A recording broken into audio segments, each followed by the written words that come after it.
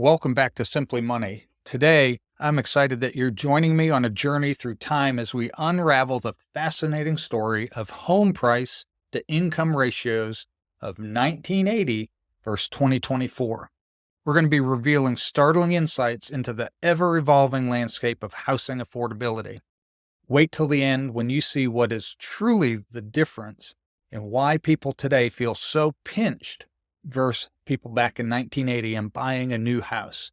Thanks again for joining me. Let's dive into some of the facts, some of the statistics, some of the concerns. I hear people talking all the time. I have some younger friends I hang out with, go golfing with.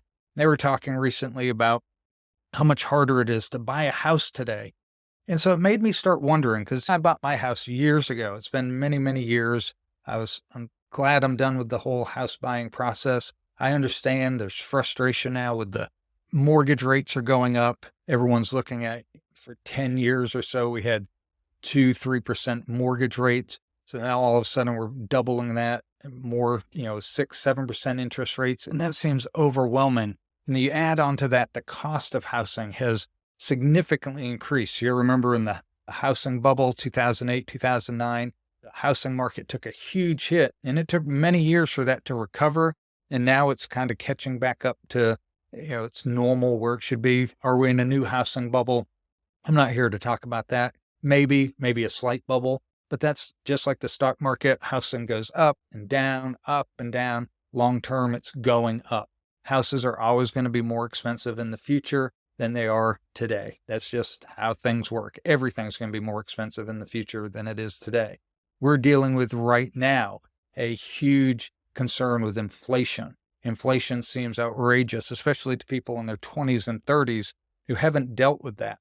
People who saw the 70s and 80s and hyperinflation almost just was ridiculous. And so there's new concerns that are hitting younger people as they're trying to buy homes and other factors. So let's look at a few things. Let's start with the 1980s. So in 1980, the average household income was $19,500.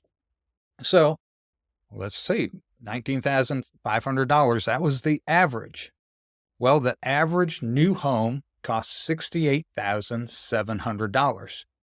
So when you start doing your math, you come up with a 352% ratio, meaning that your house costs 352% of your annual income.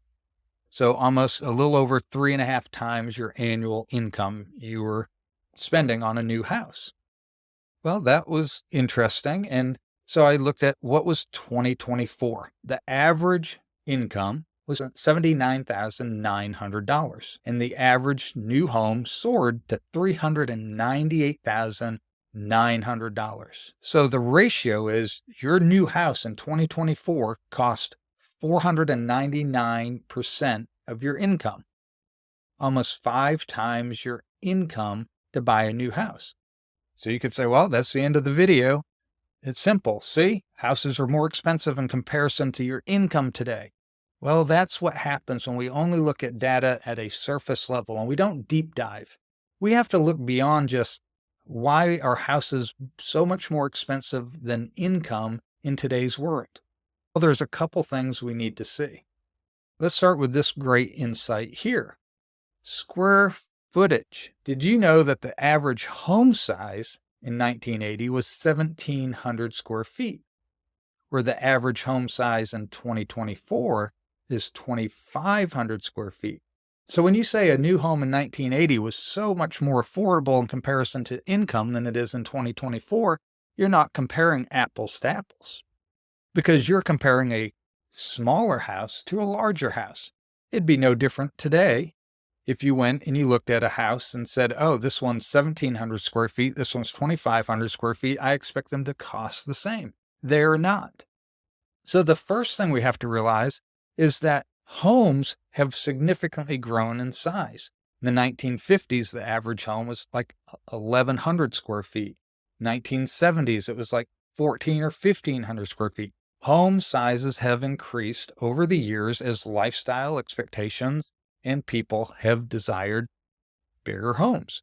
So we're not comparing apples to apples when we just say a home in 1980 versus 2024 cost X number of dollars.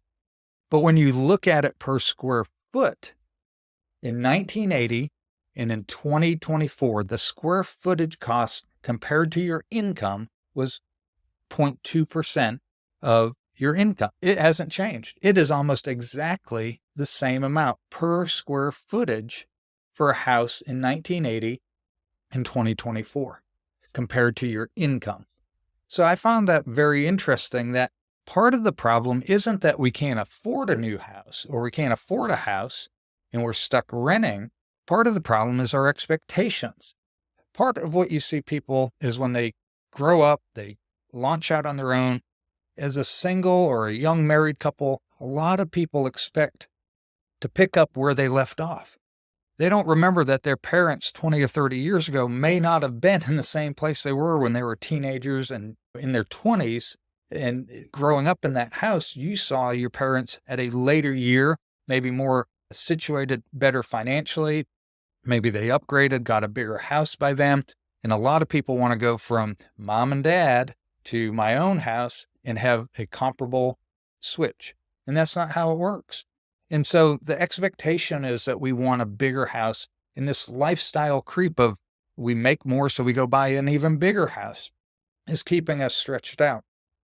But even if you wrap your head around the fact that 1980 to 2024 ratio of income and square footage on homes has been basically the same, you'll hear people say, yeah, but now interest rates are just outrageous. Now interest rates are 6, 7%. Of course we can't afford it. The house I wanted in 2020 or 2019 cost me twice as much or 50% more on its mortgage because of the higher interest. Back when you were younger, back in the 80s, you didn't have to deal with that. Prices were, okay, fine. They were the same square footage, but interest rates are outrageous now. Did you know in the 1980s, interest rates for mortgages, mortgage interest rates, not credit cards, not personal loans, mortgage fixed rate interest peaked around 18%. So you're complaining about 6 or 7% interest rate. I get it. That stinks. I was fortunate when I bought my last house to be able to get about a 5% interest rate and then able to refinance that on a lower, almost 3% interest rate. That was great. And those rates may come back down. We hope they will. They may not. But I can tell you what, they're not 18%. And buying a house in 1980s was tough for people because of the interest rates being so outrageous. That was inflation at a very high level. Imagine your house you want to go buy now. Instead of 7% interest rate, you have to factor in 18%. That is a big difference. And we're seeing that not only with housing. That is what we hear a lot about. We can't afford housing nowadays. And I'm not minimizing that there may be people who financially are struggling. Maybe they're not making what the average income is. Maybe they live in a very high home cost area, Southern California, Massachusetts, New York City. I get that. Those are exceptions, but we're talking universally, United States, the average per square foot is costing you about what it did, ratio of your income as it did in 1980. Maybe what's changed is your expectations. We see that with all sorts of things. Look at pickup trucks of the 1980s. They were small. They were economical. They were made for work. They were made for a job. They were very base models. They didn't have all the bells and whistles. Now you look at trucks, they're like Cadillacs on wheels. They even have a Cadillac truck. They have all the bells and whistles. You have so many people with these big, gigantic trucks. They're bigger, they're fancier, and they have all these things. This is just one example of how we as a society want bigger and better things. We get the new iPhone every time it comes out. Instead of waiting till our phone dies or is on the brink of dying to get a new one, we always want the newest and best, and we're spending a lot of money. So there are other things, other factors that are creating the pinch on this housing market that we feel like we can't get into. But the biggest thing, all your other spending aside, 1, get on a budget. Set a budget, see where you're spending your money. But 2, put your expectations into a place where they fit. You may not be able to get the 2,500 square foot home. Maybe you have to get the 1,500 square foot home and live in it and build equity and then move up if you want. Don't put expectations and then try to compare and say, well, the world is so tough now. 1980, it was so much easier. No, it wasn't. Different priorities, different things happen. You have to look and dive deep. Now, for those that are, this isn't for you. This video isn't for those who are struggling financially, who have cut back, who are on a tight budget, who don't spend extravagantly, aren't expecting a big fancy new house in the best neighborhood. This isn't for you. This video is not for you. This video is for those of you who are making average or above average income, who live in a normal cost of living area and are blaming interest rates or blaming the housing market on your inability to buy a house. You may need to self-reflect on this. Again, this is individual finances as an individual thing, and we have to look at your individual situation to really determine. But this to me was fascinating. Stop blaming interest rates. Stop blaming that the housing market's too hot for you to buy. Maybe you need to look at your expectations, where you're at, and make some adjustments in your budget overall. So if you found this video interesting, you like this type of stuff, hit the like button, subscribe, let me know your thoughts. Tell me what's holding you back from buying a house down in the comments. I'd be interested in getting feedback from viewers and what they're dealing with. And maybe we can do a video that's more specific to some of the viewers. But this to me was dealing with some conversations I've had recently and putting out the data and the facts as they are. Again, I'm not saying it's easy. I'm not saying that it goes away, but part of it is our expectations. Check out the video I did on lifestyle creep.